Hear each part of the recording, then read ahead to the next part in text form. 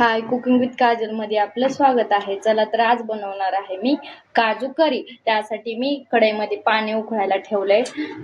ग्रेव्हीसाठी मुठभर काजू आणि 2 कांदे असे छान असे उकळून घ्यायचे. बघू शकता अशा थोडस गोल्डन ब्राऊन होत काजू फ्राय करून घ्यायचे. असे पेस्ट काढून ठेवलेली बघू शकता आपण. पेस्ट कांदा आणि काजूची पेस्ट काढून ठेवलेली छान असे भाजले.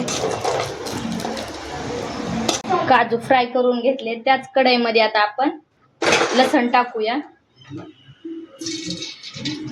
अद्रक लसणाची पेस्ट आहे, तो छान तळून घ्यायचा गोल्डन ब्राऊन होतं.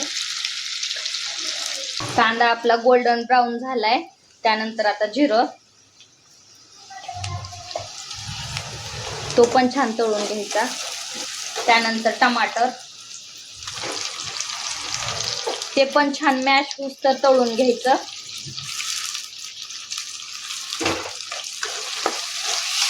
त्याच्यात मी खडे मसाले टाकते. दालचिनी 2 तुकडे, तेजपत्ता थोडासा, 4 लवंग आणि मिरी छान तेलामध्ये फ्राय करून घ्यायचं.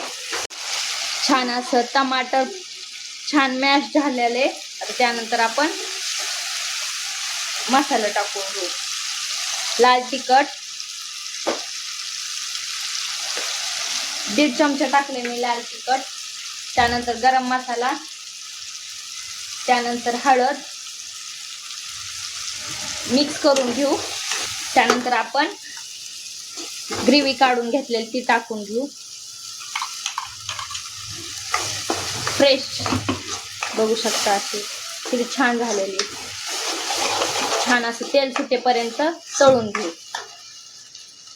बघू शकता आपले छान असे तेल सुटले ग्रेव्हीला. त्याच्यामध्ये पाणी टाकून घेऊ.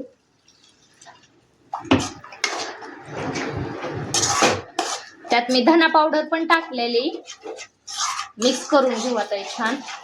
त्यानंतर मीठ, चवीनुसार मीठ टाकून घ्या.